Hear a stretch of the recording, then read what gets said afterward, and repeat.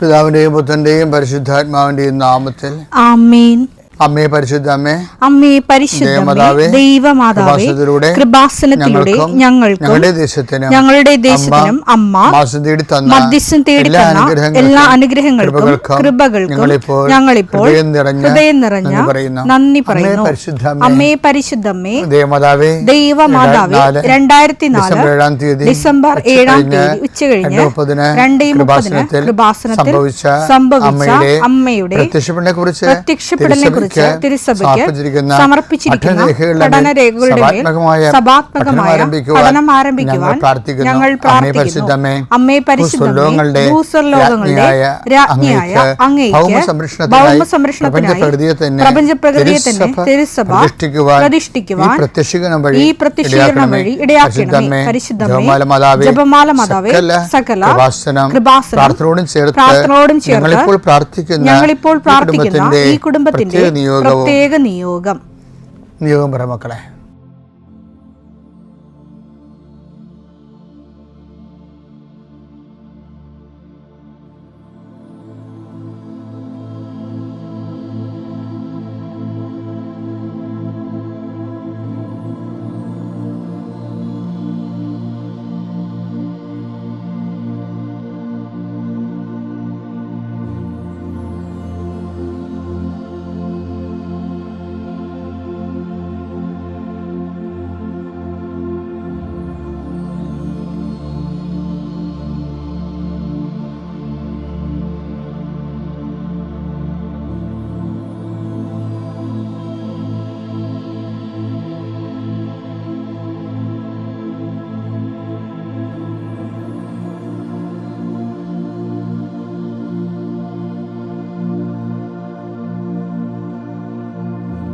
അമ്മയുടെ പ്രത്യക്ഷീകരണത്തിന്റെ ഈ അനുഗ്രഹവേളയിൽ ഞങ്ങൾക്ക് സാധിച്ചു തരുവാൻ കനിയണമേ.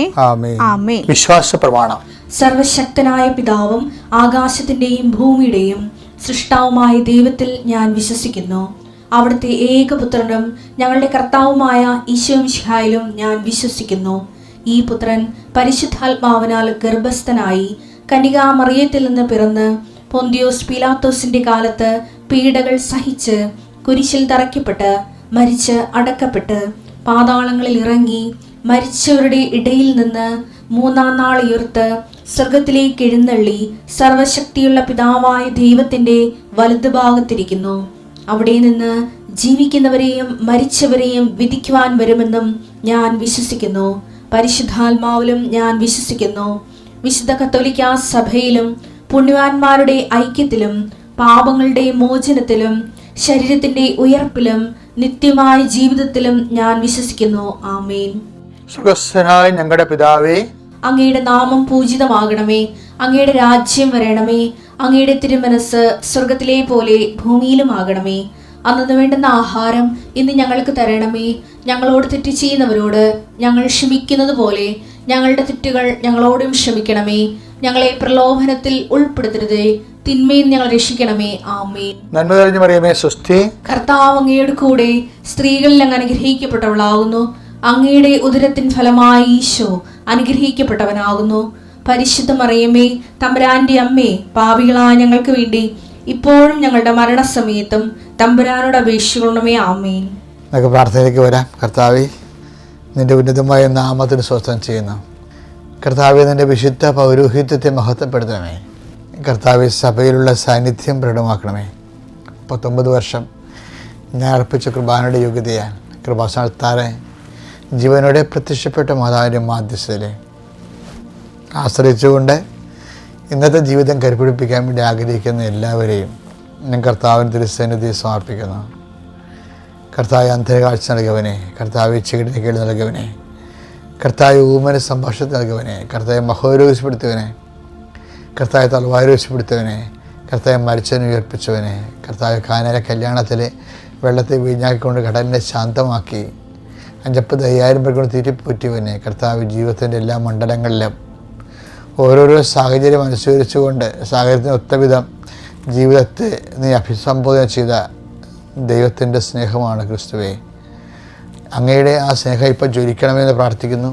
അങ്ങനെ നാവ് വിളിച്ച് അപേക്ഷിക്കുന്ന മക്കൾക്ക് ഇന്ന് അവരെവിടെയെല്ലാം പോകുന്നു, എന്തെല്ലാം ചിന്തിക്കുന്നു, എന്തെല്ലാം കാര്യങ്ങൾ ചെയ്യാൻ പോകുന്നു, ആരോടെല്ലാം സംസാരിക്കുന്നു, എന്തെല്ലാം എഴുതുന്നു, എന്തെല്ലാം കറസ്പോണ്ട് ചെയ്യുന്നു, എന്തെല്ലാം കമ്മ്യൂണിക്കേറ്റ് ചെയ്യുന്നു, എല്ലാ മേഖലയിലും കർത്താവിന് ശക്തി പ്രവർത്തിയിട്ട് പ്രാർത്ഥിക്കുന്നു. എൻ്റെ കർത്താവിൻ്റെ ഉന്നതമായ നാമത്തിൽ നിൻ്റെ ഉദ്യമങ്ങൾ, നിൻ്റെ ഇടപെടലുകൾ എല്ലാം കർത്താവിനകത്ത് ആശ്രയിക്കപ്പെടട്ടെ. നിനക്ക് താങ്ങാനാവാത്ത വിഷയങ്ങളിലൂടെ നീ കടന്നു പോകണമെങ്കിൽ പൂർണ്ണമായി അത് ഈശോ ഏറ്റെടുക്കുകയും നിന്നെ സന്ധിക്കുകയും സംരക്ഷിക്കുകയും ചെയ്യട്ടെ. ഞാൻ ഇന്ന് ചെല്ലുന്ന ഓരോ പ്രാർത്ഥനയും ഓരോ ജപമാലയും ഇന്ന് കിടന്നുറങ്ങുന്നവരെയുള്ള സമയങ്ങളിലുള്ള എല്ലാ സൽപ്രവൃത്തികളും സുവിശേഷ വേലകളും നീ ഈ പ്രാർത്ഥനയിൽ പങ്കെടുക്കുന്ന നിൻ്റെ കുടുംബത്തിന് വേണ്ടി കാഴ്ചവെക്കുന്നു. നീ ഇത് ഉണർന്നു നിൽക്കുകയും കർത്താവിൻ്റെ നാമത്തെ മഹത്വപ്പെടുത്തുകയും ഉശിരോടെ ഉണർവോടും കൂടി നീ എല്ലാത്തിനും അതിജീവിച്ചുകൊണ്ട് കർത്താവിന് സാക്ഷിയാകാൻ പിതാവിൻ്റെയും പുത്രൻ്റെയും പരിശുദ്ധനാമത്തിൽ ഞാൻ നിൻ്റെ ദിവസത്തെ ആശീർവദിക്കുന്നു. എൻ്റെ പ്രിയപ്പെട്ടവരെ, ഒരിക്കലും നിങ്ങളുടെ മനസ്സ് ഇടിച്ചു നിൽക്കരുത്. അതെന്താ കാര്യം എന്ന് വെച്ച് കഴിഞ്ഞാൽ, ലോകത്ത് ദൈവത്തിൽ നിന്ന് മാത്രമേ ഒരു മനുഷ്യന് ഗുണമായാലും ദോഷമായാലും നമുക്ക് ഗുണം തന്നെ കിട്ടത്തുള്ളൂ. അപ്പം അതുകൊണ്ട് തന്നെ ചില കാര്യങ്ങൾ ജീവിതത്തിൽ സംഭവിക്കുമ്പോൾ ഞാൻ ഇത്രയും പ്രാർത്ഥിച്ചല്ലോ, എൻ്റെ കുടുംബം ദൈവത്തിൻ്റെ കൃപയിൽ ജീവിച്ചിട്ടും ഞങ്ങൾക്കിങ്ങനെ സംഭവിച്ചല്ലോ എന്നൊക്കെ ഓർക്കുക. ഇതൊക്കെ മനുഷ്യർ ഓർക്കും. പക്ഷേ ഒരിക്കലും നമുക്ക് എങ്ങനെയാണെന്ന് വെച്ചാൽ നമുക്ക് ദൈവത്തെ കുറ്റപ്പെടുത്താൻ പറ്റത്തില്ല. വെച്ചാൽ ദൈവത്തിൽ നിന്ന് ആകപ്പാടെ കിട്ടുന്നത് ഒറ്റ കാര്യമാണ്. എന്താണത്? ഞാൻ ഇത്രയും നാളിങ്ങനെ ദൈവത്തിൻ്റെ കൂടെയൊക്കെ നടന്നും ആയിരക്കണക്കിന് വചനങ്ങൾ പഠിച്ചും ആൾക്കാർക്ക് പറഞ്ഞു കൊടുത്തും നിരന്തരമായ അഭിഷേകത്തിൽ ഇങ്ങനെ ജീവിക്കുമ്പോഴും എനിക്ക് എൻ്റെ മനസ്സിൽ തട്ടണൊരു സാധനമുണ്ട്. ദൈവത്തിൽ നിന്ന് മനുഷ്യന്മാർക്ക് കിട്ടുന്ന ആകപ്പാടെ 3 അക്ഷരമേ ഉള്ളൂ. എന്താണത്? മഹത്വം എന്ന് പറയും. അത് ആന ചെരിഞ്ഞാലും 12000, ആന നിന്നാലും 12000 എന്ന് പണ്ട് പറയത്തില്ലേ? പണ്ട് ആനക്ക് 12000 വില ഉണ്ടായിരുന്ന കാലത്ത് മലയാളികൾ ഇറക്കിയ ഒരു അനുഭവമാണ്. ആന നിന്നാലും 12000, ചെരിഞ്ഞാലും 12000 എന്ന് വെച്ച് കഴിഞ്ഞാൽ 12000 രൂപ. നിന്നാൽ എന്താ? ആനയെക്കൂടെ പണിയെടുപ്പിക്കാമല്ലോ, അങ്ങനെ ആൾക്ക് പൈസ ഉണ്ടാക്കാം. ചെരിഞ്ഞാൽ എന്താ? ആനക്ക് കൊമ്പ് കിട്ടും. ചെരിഞ്ഞു വെച്ചാൽ ആന ചത്ത് കഴിഞ്ഞാൽ ആനക്ക് കൊമ്പ് കിട്ടും. അത് ഭയങ്കര ഇത്രയും വില ഉണ്ടായിരുന്നു. അതാണ് ആന നിന്നാലും 12000, ചെരിഞ്ഞാലും 12000 എന്ന് പറഞ്ഞു. ഇതുപോലെ നമ്മളൊരു വിഷയത്തിൽ നമ്മൾ പരാജയപ്പെട്ടാലും നമുക്ക് ദൈവത്തിന് മഹത്വം കിട്ടും, വിജയിച്ചാലും മഹത്വം കിട്ടും. അതറിയണമെങ്കിൽ ഇപ്പോൾ ഞാൻ എന്താ ഇപ്പോൾ ഇങ്ങനെ പറഞ്ഞതെന്നറിയാം. ഇപ്പോൾ ലാസറിൻ്റെ വിഷയമില്ലേ? സുവിശേഷത്തിൽ ലാസർ. അപ്പോൾ അദ്ദേഹത്തിൻ്റെ ലാസർ ക്ഷീണിതനായെന്ന് പറയുമ്പോൾ ഈശോ എന്താണ് അതിന് റെസ്പോണ്ട് ചെയ്യണത്? അയാൾ മരിച്ചു പോകുന്ന ഈശോയ്ക്ക് അറിയാം. പക്ഷെ അതിനെ റെസ്പോണ്ട് ചെയ്യണത് അയാൾ മരിച്ചു പോയെന്നല്ല റെസ്പോണ്ട് ചെയ്യണം, നെഗറ്റീവായിട്ട് റെസ്പോണ്ട് ചെയ്യണത്. മരണമാണ് സംഭവിച്ചത്, പക്ഷെ പോസിറ്റീവായിട്ട് റെസ്പോണ്ട് ചെയ്യണത്. എന്താ പറയണത്? യോഹന്നാൻ 11:4 അത് കേട്ടപ്പോൾ യേശു പറഞ്ഞു, ഈ രോഗം മരണത്തിൽ അവസാനിക്കാനുള്ളതല്ല, പ്രത്യുത ദൈവത്തിന്റെ മഹത്വത്തിനും അതുവഴി ദൈവപുത്രൻ മഹത്വം പ്രാപിക്കുന്നതിനും വേണ്ടിയാണ്. ലാസറിന്റെ മരണമാണ് ഒരു ഇൻസിഡന്റ്. അത് സംഭവിക്കുകയാണ്. അപ്പോൾ ഓൾ ഓൺ എ സഡൻ അതിൻ്റെ സ്കാനിങ് റിപ്പോർട്ടിൽ ഈശോ എന്താ പറയണത്? ഈ രോഗം മരണകാരണമല്ല, മറിച്ച് എന്താണ്? ദൈവപുത്രൻ മഹത്വപ്പെടാനുള്ളതാണ്. പിതാവായ ദൈവവും അവനിൽ മഹത്വപ്പെടും. ഇപ്പോൾ 2 മഹത്വമാണ് ഈ വിഷയം കൊണ്ട്. ഒന്ന് പിതാവ് മഹത്വപ്പെടും, രണ്ടാമത് പിതാവിൻ്റെ മഹത്വത്താൽ പുത്രന് മഹത്വപ്പെടും. ശരിക്കും പറഞ്ഞാൽ ദൈവത്തിൽ നിന്നൊരു മനുഷ്യന് കിട്ടേണ്ട ഇത് മാത്രമേ ഉള്ളൂ, അതായത് മഹത്വം. അതുകൊണ്ടാണ് ഈ വിഗ്നേസ് ലയോളയൊക്കെ ഉണ്ടല്ലോ, അവരെപ്പോഴും ലെറ്റർ എഴുതുമ്പോൾ എന്താ എഴുതേണ്ടത്? For the greater glory of Jesus Christ. അവർക്കത് എവിടെ നിന്നാണ് കിട്ടിയത്? അഗ്നേസിൽ എവളായും എഴുതുമായിരുന്നു കത്തിൻ്റെ മുകളിൽ ഇപ്പം നമ്മൾ JMJ എന്ന് എഴുതത്തില്ലേ, അതിന് അവരെഴുതിക്കൊണ്ടിരുന്നത് for greater glory of Jesus Christ. അത് ഇഗ്നേസ് എവളാണ് തുടങ്ങി വെച്ചത്. ഫ്രാൻസിസ് സേവർ അത് കണ്ടുപഠിച്ചിട്ട് ഫ്രാൻസിസ് സേവറിൻ്റെ കത്തുകളിലും എല്ലാം ഉണ്ട്. എന്താണ്? For greater glory of Jesus Christ. ജീവിതത്തിൽ സംഭവിക്കണതെല്ലാം ദൈവത്തിൻ്റെ മഹത്വത്തിന് വേണ്ടിയെന്ന് അവരവരെ പരാജയമായിട്ട് കാണുന്നില്ല ഈ വിഷയത്തെ.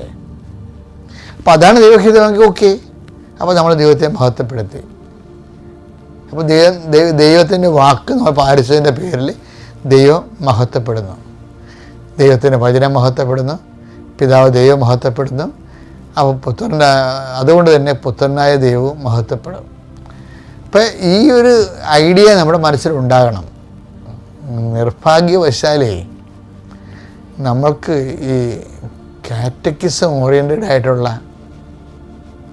ഒരു ഫോർമേഷനാണ് കിട്ടിയിരിക്കുന്നത്. നിർഭാഗ്യവശാലെന്ന് പറഞ്ഞത് എന്താ വെച്ചാൽ, അതായത് നമ്മൾ ഇപ്പോഴല്ല പണ്ട് മുതലേ പഠിച്ചുകൊണ്ടിരുന്നതെല്ലാം സുവിശേഷം എടുത്തിട്ട് അതിൻ്റെ ക്യാപ്സൂളാണ് നമുക്ക്, അതിൻ്റെ ജിസ്റ്റ് കടഞ്ഞെടുത്തിട്ട് ക്യാപ്സൂളായിട്ട് തരും. എന്ന് വെച്ച് കഴിഞ്ഞാൽ പക്ഷേ അത് നമുക്ക് പിള്ളേർക്ക് കുഴപ്പമില്ല, പിള്ളേർക്ക് അത് പഠിക്കാൻ എളുപ്പമാണ്, ആദ്യ കുർബാനയ്ക്ക് പഠിക്കാം. പക്ഷേ പിന്നീട് അങ്ങനെ പഠിക്കാൻ പറ്റത്തില്ല. സുവിശേഷത്തിൻ്റെ മൊത്തം ജിസ്റ്റാണ് നമ്മൾ എടുത്തിട്ട് സുവിശേഷത്തിൻ്റെ മുഴുവനുമാണ് നമ്മൾ ജീവിതത്തിലേക്ക് പ്രാവർത്തികമാക്കുന്നത്. സുവിശേഷം അതേപടിയാണ്. അല്ലാതെ അതിൻ്റെ ഒരു ഡോക്ട്രിന ക്രിസ്തവ എന്നൊക്കെ പറഞ്ഞ് നമ്മൾ പണ്ടത്തെ ഫ്രാൻസിസ് സേവ്യറിൻ്റെയൊക്കെ പുസ്തകമില്ലേ, ഹെൻറിക്കസിൻ്റെ, അപ്പോൾ അത് നമ്മൾ അനുസരിക്കുക എന്ന്. ഡോക്ടർ എന്ന് പറഞ്ഞാൽ ഡോക്ടർ എന്ന് വെച്ചാൽ അനുസരിക്കുക എന്നുള്ളതാണ്. അതുകൊണ്ട് നമുക്ക് മുമ്പ് നമ്മുടെ കയ്യിൽ നിന്നുള്ള റെസ്പോണ്ട് അതാണ്.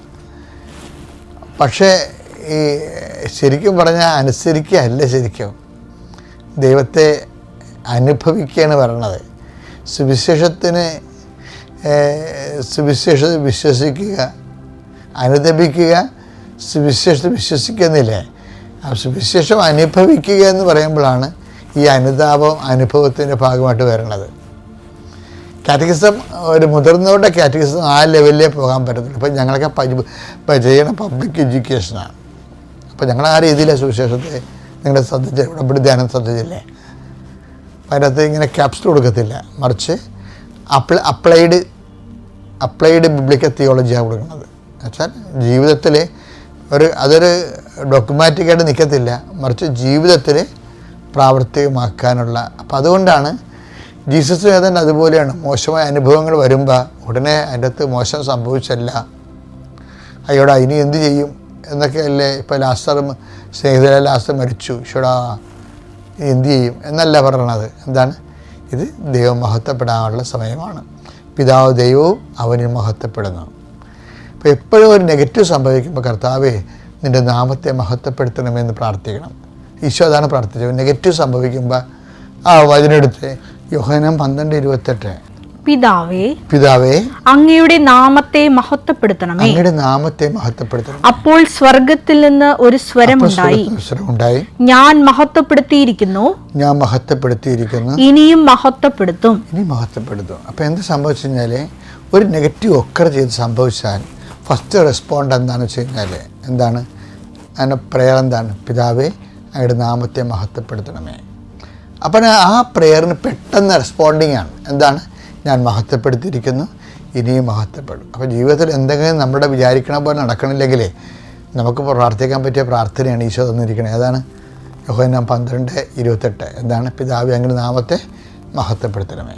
ആൾത്താറിൽ വന്ന് സാക്ഷ്യം പറയാൻ പറ്റിയതിനും എൻ്റെ മാതാവിനോടും ഈശോയോടും 1000 നന്ദി. എൻ്റെ പേര് കൃഷ്ണപ്രിയ, ഞാൻ കൊല്ലത്തു നിന്നാണ് വരുന്നത്. ഞാൻ ആദ്യം കൃപാസനത്ത് വരുമ്പം എനിക്ക് കൃപാസനത്തെ പറ്റിയോ ഉടമ്പടിയെ പറ്റിയോ ഒന്നും അറിയില്ലായിരുന്നു.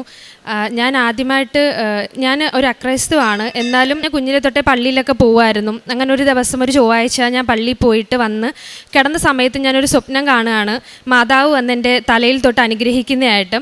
അപ്പം ഞാൻ ആ ഒരു വൈബ്രേഷൻ എനിക്ക് നന്നായിട്ട് തന്നെ ഫീൽ ചെയ്തു. പക്ഷെ എനിക്ക് അന്നൊന്നും കൃപാസനത്തെ പറ്റി അറിയില്ലായിരുന്നു. പക്ഷെ എൻ്റെ അമ്മയ്ക്ക് അറിയായിരുന്നു. അമ്മ ഭയങ്കര ദൈവവിശ്വാസിയാണ്. അപ്പം അമ്മ എപ്പോഴും പറയും അതുപോലെ കൃപാസനം പോലെ ഒരു പള്ളിയുണ്ട്, നമുക്ക് അവിടെ പോകണം എന്നൊക്കെ ഇങ്ങനെ പറയുമായിരുന്നു. അപ്പം ഞാനത് ആദ്യം വലിയ കാര്യമാക്കില്ല. അത് കഴിഞ്ഞ് എനിക്ക് ഈ സ്വപ്നം വന്നു കഴിഞ്ഞ് പിന്നെ ഞാൻ ഇവിടെ വരാനുള്ള കാരണം ഞാൻ അയർലാൻഡ് പ്രോസസ്സിങ് ചെയ്തുകൊണ്ടിരിക്കുമായിരുന്നു. പക്ഷെ എനിക്കൊരു ഇൻ്റർവ്യൂ ഒന്നും വരുന്നില്ലായിരുന്നു. എല്ലാം ക്ലോസ് ആയി, എനിക്കിനി മുമ്പോട്ടൊന്നും ഇല്ല എന്നുള്ളൊരവസ്ഥയിൽ നിന്നപ്പം എനിക്കറിയത്തില്ല എന്താ ചെയ്യേണ്ടതെന്ന്. അപ്പം എൻ്റെ കൂട്ടുകാരി, എൻ്റെ ബെസ്റ്റ് ഫ്രണ്ട്, പുള്ളിക്കാരി എനിക്ക് ലൈറ്റ് ആൻഡ് ക്യാൻഡിൽ പ്രെയർ അയച്ചു തന്നിട്ട് പറഞ്ഞു, നീ ഇതിൽ റിക്വസ്റ്റ് ഇട്, എന്നിട്ട് പ്രാർത്ഥിച്ചു നോക്ക്, മാതാവ് നിൻ്റെ പ്രാർത്ഥന കേൾക്കുമെന്ന് പറഞ്ഞു. ഞാൻ അങ്ങനെ അതിൽ പ്രെയർ റിക്വസ്റ്റ് ഇട്ടു. ഞാൻ ഇട്ടത് എനിക്ക് എന്തെങ്കിലും ഒരു വഴി കാണിച്ചു തരണം, എനിക്ക് എവിടെയെങ്കിലും എത്തണം, എനിക്ക് രക്ഷപ്പെടണം എന്നായിരുന്നു. അപ്പം ഞാൻ ആ റിക്വസ്റ്റ് ഇട്ട് പ്രാർത്ഥിച്ചു. അത് കഴിഞ്ഞപ്പോൾ എനിക്ക് ആ ആഴ്ച തന്നെ ഒരു ഇൻ്റർവ്യൂ വരികയാണ്. മാൾട്ടയിലോട്ടുള്ളൊരു ഇൻ്റർവ്യൂ വന്നു. ഞാനത് ലാസ്റ്റ് ഇയർ ഓൾറെഡി അവരോട് ചോദിച്ചായിരുന്നു. അപ്പോൾ അവർ പറഞ്ഞു നമുക്ക് വെയിറ്റ് ചെയ്യാം, ചിലപ്പോൾ അയർലാൻഡ് തന്നെ ഓപ്പൺ ആവുമെന്ന് പറഞ്ഞു. പക്ഷേ അവർ തന്നെ എനിക്ക് ഇങ്ങോട്ട് പറഞ്ഞു, ഇതുപോലെ ഇൻ്റർവ്യൂ ഉണ്ട്, അറ്റൻഡ് ചെയ്യുന്നുണ്ടോ എന്ന് ചോദിച്ചു. ഞാൻ പറഞ്ഞു അറ്റൻഡ് ചെയ്യാമെന്ന് പറഞ്ഞു. ആ സമയത്തൊക്കെ ഞാൻ ഈ ഡെയിലി ബ്രെഡൊക്കെ കേൾക്കുമായിരുന്നു. എൻ്റെ ഫ്രണ്ട് അയച്ചു തന്ന ഡെയിലി ബ്രെഡ് കേൾക്കുമായിരുന്നു. പക്ഷെ അതെങ്ങനെ പ്രാർത്ഥിക്കേണ്ടതെന്നൊന്നും എനിക്കറിയില്ല. 5:30 പ്രാർത്ഥിക്കേണ്ടതൊന്നും എനിക്കറിയില്ലായിരുന്നു. ഞാൻ എൻ്റെ രീതിയിൽ ഞാൻ ചിലപ്പോൾ രാവിലെ എണ്ണിക്കുമ്പോൾ ഉടനെ ആ പ്രാർത്ഥന കേൾക്കും. അങ്ങനെയായിരുന്നു ഞാൻ പ്രാർത്ഥിക്കുന്നത്. അപ്പം ഞാൻ മാതാവിനോട് പറഞ്ഞു, ഞാൻ ഇതുപോലെ ഇൻ്റർവ്യൂ അറ്റൻഡ് ചെയ്യാൻ പോവാണ്, എനിക്കിത് കിട്ടുകയാണെങ്കിൽ ഞാൻ വരും, ഞാൻ ഉറപ്പായിട്ട് മാതാവിനെ വന്ന് കാണും എന്ന് ഞാൻ പറഞ്ഞായിരുന്നു. അങ്ങനെ ഞാൻ ഇൻ്റർവ്യൂ അറ്റൻഡ് ചെയ്തു. ആദ്യത്തെ റൗണ്ട് എന്ന് പറയുന്നത് കമ്മ്യൂണിക്കേഷനായിരുന്നു. എനിക്കും നല്ല വിശ്വാസം ഉണ്ടായിരുന്നു, കാരണം എനിക്കൊരു മെറിറ്റ് ഉണ്ടായിരുന്നു, എനിക്ക് നല്ല ലാംഗ്വേജ് ഉണ്ടെന്നുള്ളത്. അപ്പോൾ എനിക്കത് വലിയൊരു ഇതായിട്ട് തോന്നില്ല. ഞാൻ വിചാരിച്ചു നോക്കി ഇത് ഞാൻ ക്ലിയർ ആവും എന്നുള്ള മൈൻഡിലായിരുന്നു. പക്ഷേ ഇൻ്റർവ്യൂ സ്റ്റാർട്ടായപ്പം നെറ്റ് ഇഷ്യൂസ് വന്നു. ഞാൻ പറയുന്നത് അവർക്ക് കേൾക്കുന്നില്ലായിരുന്നു. അവർ ചോദിക്കുന്ന ക്വസ്റ്റ്യൻ ഞാൻ പറയുന്നതാണെങ്കിൽ അതൊട്ട് ക്ലിയറും അല്ലായിരുന്നു. എനിക്കറിയാത്ത രീതിയിലാണ് ഞാനത് പറഞ്ഞുകൊണ്ടിരുന്നത്. സോ എനിക്ക് മനസ്സിലായി എനിക്കിത് കിട്ടത്തില്ല എന്ന് എനിക്ക് മനസ്സിലായി. പക്ഷെ അന്ന് എനിക്കറിയില്ലായിരുന്നു ഈ not by merit but by grace എന്നുള്ള കാര്യങ്ങളൊന്നും എനിക്ക് കിട്ടത്തില്ല ഞാൻ ഉറപ്പിച്ചു. പക്ഷേ പിറ്റേന്ന് അവരെന്നെ വിളിച്ചു പറഞ്ഞു ഇൻ്റർവ്യൂവിന് സെലക്ട് ആയിട്ടുണ്ട്, സെക്കൻഡ് റൗണ്ട് അറ്റൻഡ് ചെയ്യാമെന്ന് പറഞ്ഞു. അങ്ങനെ ഞാൻ മാതാവിനോട് പറഞ്ഞതുപോലെ തന്നെ ഞാൻ ഇവിടെ വന്നു, മാതാവിനോട് കാര്യങ്ങളൊക്കെ പറഞ്ഞു. ഇതുപോലാണ്, എനിക്കൊരു ഇൻ്റർവ്യൂ വന്നിട്ടുണ്ട്, സെക്കൻഡ് റൗണ്ട് ഉടനെ ഉണ്ട്, മാതാവ് വേണം എന്നെ അതിൽ ജയിപ്പിക്കാൻ, എനിക്ക് വേറെ വഴിയില്ല, എനിക്കിതിലൂടെ എനിക്ക് രക്ഷപ്പെടണം, എനിക്ക് രക്ഷപ്പെട്ടേ പറ്റൂ എന്ന് ഞാൻ മാതാവിനോട് പറഞ്ഞു. അങ്ങനെ ഞാൻ വന്ന് പറഞ്ഞു. ഇവിടെ തിരക്കിയപ്പോഴാണ് ഇതുപോലെ ഉടമ്പടി കാര്യങ്ങളുള്ളതായിട്ടൊക്കെ എന്നോട് പറയുന്നത്. അപ്പോൾ ഞാൻ പറഞ്ഞു ഇൻ്റർവ്യൂ കഴിഞ്ഞ ഉടനെ ഞാൻ വരും കേട്ടോ, ഉടമ്പടി എടുക്കാൻ വരും എന്ന് ഞാൻ പറഞ്ഞു. പോയി ഇൻ്റർവ്യൂ അറ്റൻഡ് ചെയ്ത് നന്നായിട്ട് എനിക്ക് ഇൻ്റർവ്യൂ അറ്റൻഡ് ചെയ്യാൻ പറ്റി. എനിക്ക് അറിയാവുന്ന ക്വസ്റ്റ്യൻസ് ആയിരുന്നു, എല്ലാം എനിക്ക് നന്നായിട്ട് തന്നെ കമ്മ്യൂണിക്കേറ്റ് ചെയ്യാൻ പറ്റി. ആ ഇൻ്റർവ്യൂവറും നല്ല ഹാപ്പി ആയിരുന്നു. എനിക്ക് നല്ല സന്തോഷമായി. പിറ്റേന്ന് റിസൾട്ട് വന്നു, എനിക്ക് കിട്ടി, ഇൻ്റർവ്യൂ പാസ്സായി. അത് കഴിഞ്ഞ് ഞാൻ ഉടമ്പടി എടുക്കാൻ വരാനായിട്ട് നോക്കുമ്പോഴൊന്നും എനിക്ക് പറ്റുന്നില്ലായിരുന്നു. ഒരുപാട് തടസ്സങ്ങളായിരുന്നു. നാളെ വരാമെന്ന് വിചാരിക്കുമ്പം പെട്ടെന്ന് അച്ഛന് വയ്യാണ്ടാവുക, എനിക്ക് വരാൻ പറ്റുന്നില്ലായിരുന്നു. എനിക്ക് ഭയങ്കര സങ്കടമായി. അപ്പോഴും ഞാൻ പക്ഷേ പ്രാർത്ഥനയും അപ്പോഴും ഈ ഡെയിലി ബ്രെഡൊക്കെ കൂടുമായിരുന്നു. അപ്പം അത് കഴിഞ്ഞപ്പോൾ ഞാൻ അടുത്ത് കാണുന്നൊരു സ്വപ്നം എന്ന് വെച്ചാൽ ഞാൻ കൃപാസനത്തിൻ്റെ ഫ്രണ്ടിൽ നിൽക്കുകയാണ്. അപ്പം എൻ്റെ ഫ്രണ്ടിലൊരു അമ്മ നിൽക്കുന്നു, ബ്ലൂ ആൻഡ് വൈറ്റ് കളർ ഡ്രസ്സിട്ട്. പുള്ളിക്കാരി എൻ്റെ കയ്യിലൊരു ജപമാല തന്നു. എന്നിട്ട് എൻ്റെ കവിളി തട്ടി. എനിക്ക് ഞാൻ ഉറക്കത്തിൽ കിടന്ന് ഭയങ്കരമായിട്ട് കരയാണ് സന്തോഷം കൊണ്ട്. അപ്പം എനിക്ക് മനസ്സിലായി മാതാവ് പോന്നോ എന്ന് പറയുകയാണെന്ന്. ഞാൻ അങ്ങനെ ആ ആഴ്ച തന്നെ ഞാൻ വന്നു. മെയ് 19, 2025 ഞാനിവിടെ വന്ന് ആദ്യമായിട്ട് ഉടമ്പടി എടുക്കുന്നത്. ഉടമ്പടി എടുത്തു കഴിഞ്ഞപ്പോൾ ഈ രാവിലെ 5:30 പ്രാർത്ഥിക്കേണ്ടത് എന്നൊക്കെ എനിക്ക് മനസ്സിലായി. പക്ഷേ ഞാൻ ഈ 5:30 എന്ന് പറഞ്ഞാൽ കണ്ടിട്ടില്ലാത്ത ഒരാളാണ്. എനിക്കറിയത്തില്ല ഞാൻ എങ്ങനെ ഈ 5:30 എണ്ണിച്ച് പ്രാർത്ഥിക്കുമെന്ന്. ഞാനതും മാതാവിനോട് പറഞ്ഞു, എങ്ങനെ ഞാൻ ഈ 5:30 എണ്ണിക്കുന്നേ എനിക്കറിയില്ല എന്ന് പറഞ്ഞു. പക്ഷേ അന്നേ തൊട്ട് ഇന്നേ വരെ എല്ലാ ദിവസവും ഞാൻ കറക്റ്റ് 5:30 തന്നെ പ്രാർത്ഥന കൂടും. ഞാൻ അലാറം കേട്ടില്ലെങ്കിൽ പോലും ഞാനത് എണ്ണിച്ച് പ്രാർത്ഥന കൂടിയിരിക്കും. അങ്ങനെ ഇൻ്റർവ്യൂ കഴിഞ്ഞു. എൻ്റെ വർക്ക് പെർമിറ്റ് അപ്ലൈ ചെയ്തിട്ടായിരുന്നു ഞാൻ ഇവിടെ വന്ന് ഉടമ്പടി എടുത്ത്. വർക്ക് പെർമിറ്റ് വരാൻ 4 മാസം അല്ലെങ്കിൽ ഒരു മിനിമം ഒരു 1.5-2 മാസം എടുക്കുമെന്ന് പറഞ്ഞു. ഇവിടെ വന്ന് ഉടമ്പടി എടുത്ത് 7-ൻ്റെ അന്ന് എനിക്ക് എൻ്റെ വർക്ക് പെർമിറ്റ് വന്നു. 1 മാസത്തിനുള്ളിൽ തന്നെ എനിക്ക് എൻ്റെ വർക്ക് പെർമിറ്റ് കിട്ടി. പിന്നെ ഞാൻ അടുത്ത കാണുന്ന സ്വപ്നം, ഞാൻ എൻ്റെ അമ്മയോട് പറയാണ്, മാതാവ് ഇതുപോലെ 14-20 എന്ന് 2 ഡേറ്റ് പറഞ്ഞു, എനിക്ക് എന്താണെന്ന് അറിയില്ല എന്ന്. അപ്പം എനിക്കിങ്ങനെ പെട്ടെന്ന് മനസ്സിലാവില്ല. അപ്പം ഞാൻ തന്നെ മാതാവിനോട് ചോദിച്ചു. ഞാൻ എപ്പോഴും ഇങ്ങനെ മാതാവിനോട് സംസാരിക്കുന്ന ഒരാളാണ്. അപ്പം ഞാൻ മാതാവിനോട് ചോദിച്ചു, ഇതെന്താ ഈ 14-20 എനിക്ക് മനസ്സിലാവുന്നില്ലല്ലോ. ആ സമയത്ത് ഞാനിങ്ങനെ ഇൻസ്റ്റയിൽ നോക്കിയപ്പം ഞാൻ കണ്ടു OET എക്സാം ജൂലൈ 14-നും 28-നും ജൂൺ 14-28-നും ഉള്ളതായിട്ട്. അപ്പോൾ എനിക്ക് മനസ്സിലായി ചിലപ്പോൾ ഇതായിരിക്കും എന്നെ ഓർമ്മപ്പെടുത്തിയതെന്ന്. കാരണം ഞാൻ ഒന്നും കൂടെ OET വാലിഡിറ്റി എക്സ്റ്റെൻഡ് ചെയ്യാൻ വേണ്ടി എഴുതാനിരിക്കുമായിരുന്നു. പക്ഷെ ഞാനത് മറന്നുപോയി. പിന്നെ ഫിനാൻഷ്യൽ ഇഷ്യൂസ് കാരണം ഞാൻ ഡേറ്റ് എടുത്തിട്ടില്ലായിരുന്നു. അങ്ങനെ ഞാൻ അപ്പം തന്നെ കോൺടാക്ട് ചെയ്തു. 14-ാം തീയതി ഡേറ്റ് ഇല്ലായിരുന്നു, 28-ാം തീയതി ഞാൻ ഡേറ്റ് എടുത്ത് കഴിഞ്ഞിട്ടാണ് എൻ്റെ വർക്ക് പെർമിറ്റ് വരുന്നത്. അപ്പോഴാണ് അറിയുന്നത് വർക്ക് പെർമിറ്റ് വന്ന് 45 ദിവസത്തിനകം നമ്മൾ പാസ്പോർട്ട് സബ്മിറ്റ് ചെയ്യണം, ഇല്ലെങ്കിൽ പിന്നെയും അത് ലേറ്റ് ആവും, നമുക്ക് പറ്റത്തില്ല എന്നുള്ള. അപ്പോൾ അന്ന് ഞാൻ ഡേറ്റ് എടുത്തില്ലായിരുന്നു, അന്ന് ഞാൻ ആ സ്വപ്നം കണ്ടില്ലായിരുന്നെങ്കിൽ ഞാൻ അപ്പോഴും ഡേറ്റ് എടുക്കത്തില്ലായിരുന്നു. എനിക്ക് പിന്നെ OET എഴുതാനും പറ്റത്തില്ലായിരുന്നു. അതൊരു തടസ്സമായേനെ. പക്ഷേ മാതാവ് എനിക്ക് അത് സ്വപ്നത്തിലൂടെ കാണിച്ചു തന്നു. അങ്ങനെ ഞാൻ 28-ാം തീയതി ഡേറ്റ് എടുത്തു. 28-ാം തീയതി ഡേറ്റ് എടുത്ത് കഴിഞ്ഞ് വിസയുടെ ആപ്ലിക്കേഷൻസും ഡോക്യുമെൻറ്റ്സും ഒക്കെ ആയിട്ട് എനിക്കങ്ങനെ ശരിക്കും ഇത് പ്രാക്ടീസ് ചെയ്യാനൊന്നും പറ്റിയില്ല. ഞാൻ OET ഓൺലൈൻ ട്രെയിനറാണ്. പക്ഷേ OET എഴുതിയവർക്കും പഠിക്കുന്നവർക്കും പഠിപ്പിക്കുന്നവർക്കൊക്കെ അറിയാം, നമ്മൾ ആ ടൈം മാനേജ്മെൻറ്റ് ഇല്ലെങ്കിൽ നമുക്ക് എഴുതാൻ പറ്റത്തില്ല. ഞാൻ ആ എക്സാമിന് ഒരാഴ്ച മുമ്പാണ് സ്റ്റാർട്ട് ചെയ്തത്. പക്ഷെ എനിക്ക് ചെയ്ത് നോക്കിയിട്ടൊന്നും പറ്റുന്നില്ലായിരുന്നു. ആ ടൈമിനുള്ളിൽ വരുന്നില്ല. എനിക്ക് C+ മതി, ജസ്റ്റ് പാസ് മതി. പക്ഷേ എനിക്ക് DC അതിലോട്ടായിരുന്നു സ്കോർ പോകുന്നത്. ഞാൻ മാതാവിനോട് പറഞ്ഞു, മാതാവ് എനിക്ക് അറിയത്തില്ല, എനിക്ക് കിട്ടുന്നില്ല, എനിക്ക് ചെയ്തിട്ട് പറ്റുന്നില്ല, എനിക്ക് ആൻസേഴ്സ് കിട്ടുന്നില്ല, സംസാരിക്കാൻ പറ്റുന്നില്ല, എന്താണെന്ന് എനിക്ക് അറിയില്ല. കിട്ടിയില്ലെങ്കിൽ അത് വലിയൊരു ഇത് നെഗറ്റീവ് ആവും. ട്രെയിനറായണൊക്കെ തോറ്റു എന്നുള്ള ഇതും, അതുമാത്രമല്ല ഇത്രയും ഇതായിട്ട് എന്താ കിട്ടാത്തേ എന്നുള്ള ഇതാവും. അപ്പോൾ എനിക്ക് എങ്ങനെയെങ്കിലും എനിക്ക് OET ഒന്ന് ജയിപ്പിക്കണം എന്ന് പറഞ്ഞു. ഞാൻ ആ സമയത്തായിരുന്നു IIT-യിലൊരു സാക്ഷ്യം കേൾക്കുന്നത്. അപ്പം ഞാനും മാതാവിനോട് അങ്ങനെ അടയാളങ്ങൾ ചോദിച്ചു. എനിക്ക് 7 എന്നുള്ള നമ്പറും, എനിക്ക് എൻ്റെ സ്പീക്കിംഗ് 2:30 ആയിരിക്കണം, എനിക്ക് എൻ്റെ സ്പീക്കിങ്ങിൻ്റെ എക്സാമിനർ ഒരു ഫീമെയിൽ ആയിരിക്കണം, അതും ബ്ലൂ ഗ്രീൻ അല്ലെങ്കിൽ ഏതെങ്കിലും ഒരു ഡ്രസ്സിലായിരിക്കണം എന്ന് ഞാൻ മാതാവിനോട് പറഞ്ഞു.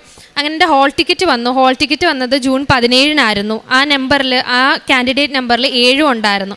പക്ഷേ എൻ്റെ സ്പീക്കിൻ്റെ സമയം എന്ന് പറഞ്ഞാൽ 3 മണിയായിരുന്നു. അപ്പം ഞാൻ മാധവനോട് പറഞ്ഞു, ഞാൻ 2:30 പറഞ്ഞു, പിന്നെ എന്താ 3 മണിയായി പോയേ എന്ന് ഞാൻ ചോദിച്ചു. പിന്നെ ഞാൻ വിചാരിച്ചു ചിലപ്പോൾ അവിടെ ചെല്ലുമ്പോൾ ചേഞ്ച് ആവുമായിരിക്കും എന്നും പറഞ്ഞ് ഞാൻ 28-ാം തീയതി എക്സാം അറ്റൻഡ് ചെയ്യാൻ പോയി. ഉപ്പും തൈലും ഒക്കെ ഉപയോഗിച്ചു എക്സാം അറ്റൻഡ് ചെയ്തു. സ്പീക്കിങ്ങിന് സമയമായി.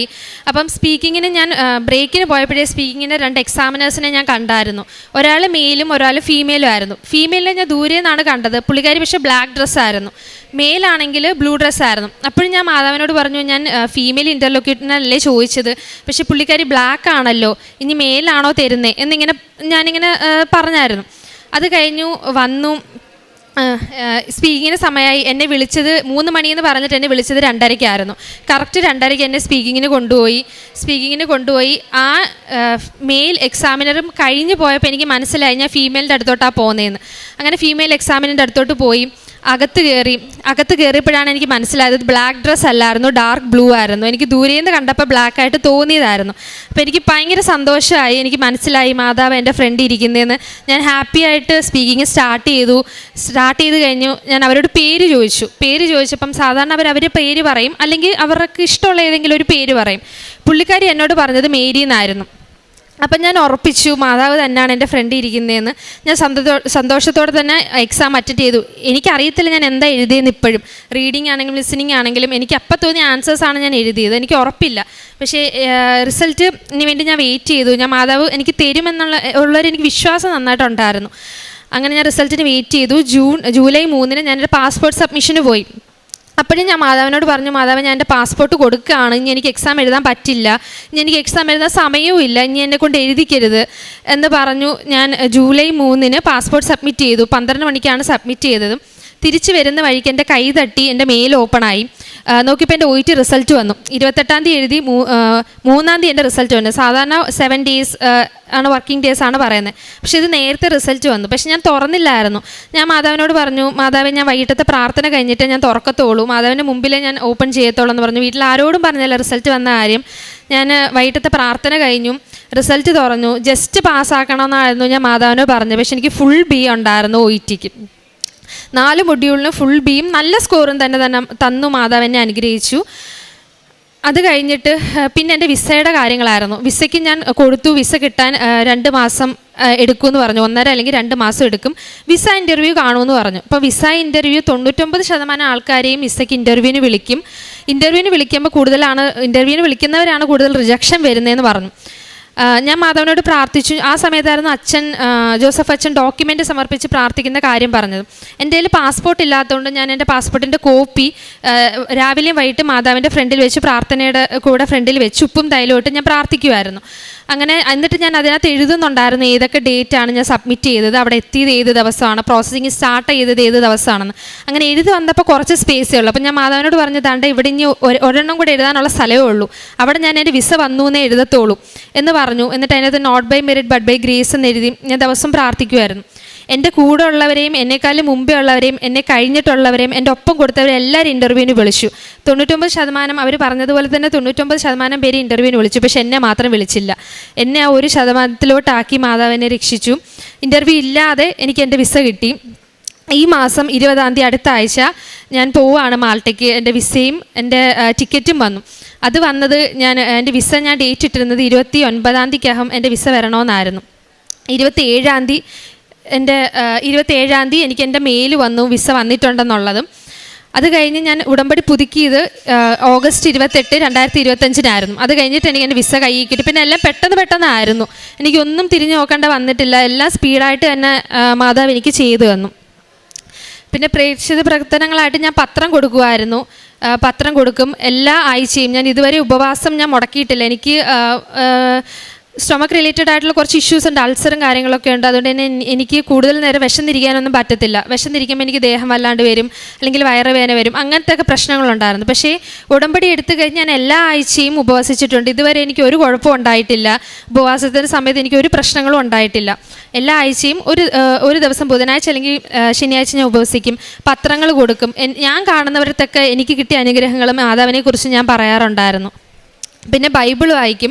30 മിനിറ്റ് ഞാൻ എല്ലാ ദിവസവും ബൈബിൾ വായിക്കും. ആദ്യമൊക്കെ 30 മിനിറ്റ് തികയ്ക്കാനായിരുന്നു വായിക്കുന്നത്. പക്ഷെ ഇപ്പം 30 മിനിറ്റ് കഴിയുന്നത് അറിയാറില്ല.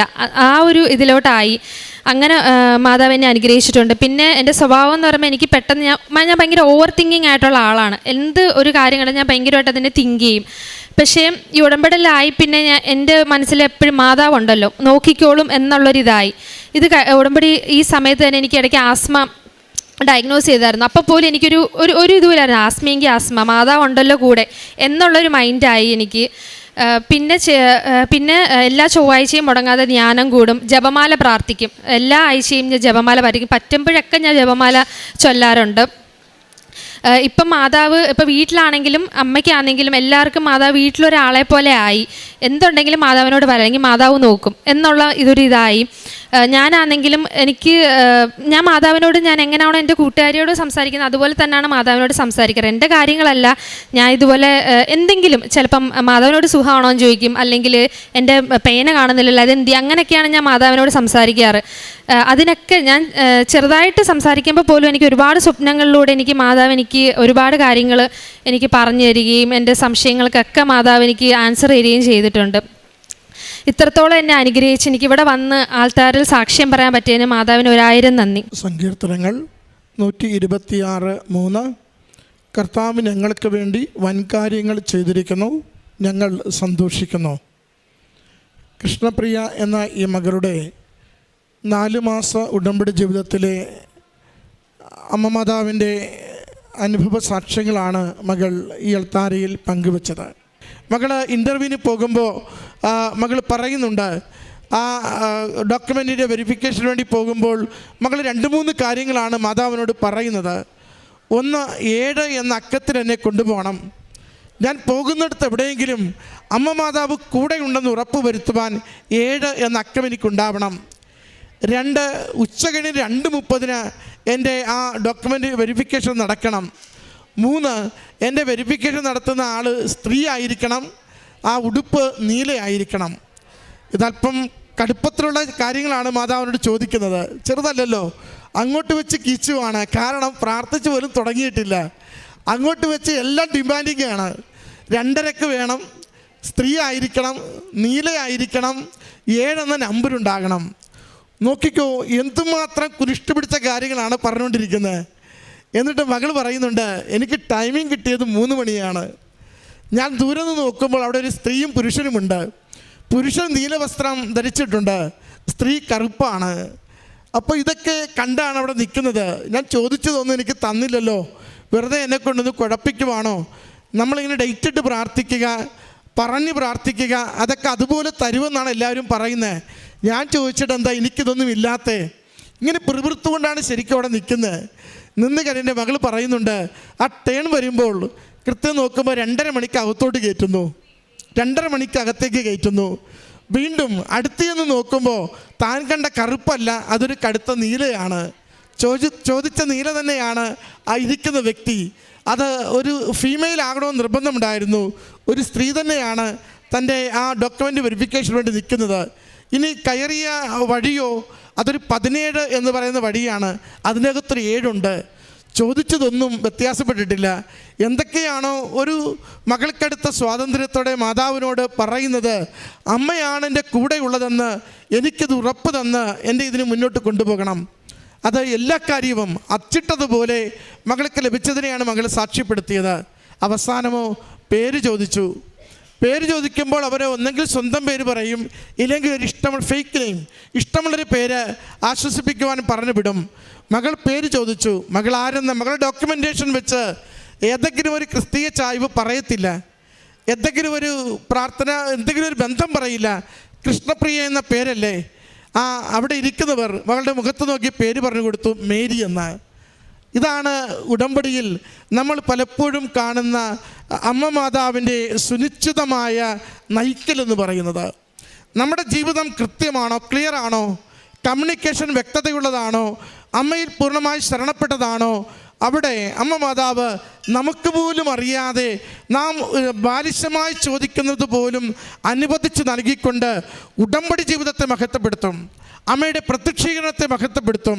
ഞാൻ കൂടെയുണ്ടെന്ന് അമ്മ ആവർത്തിച്ച് ലോകത്തോട് വെളിപ്പെടുത്തിക്കൊണ്ടിരിക്കും. അതിൻ്റെ സാക്ഷ്യമാണ് ഈ മകൾ ഈ അൾത്താരയിൽ പറഞ്ഞത്. ഇതൊരു സമയച്ചുരുക്കത്തിൻ്റെ സാക്ഷ്യമാണ്. ഇത് അമ്മ മാതാവ് നിരന്തരം സന്ദേശം നൽകിയ സാക്ഷ്യമാണ്. മകൾ അമ്മയോട് ചോദിച്ചതൊക്കെയും അമ്മ അനുവദിച്ചു കൊടുത്ത സാക്ഷ്യമാണ്.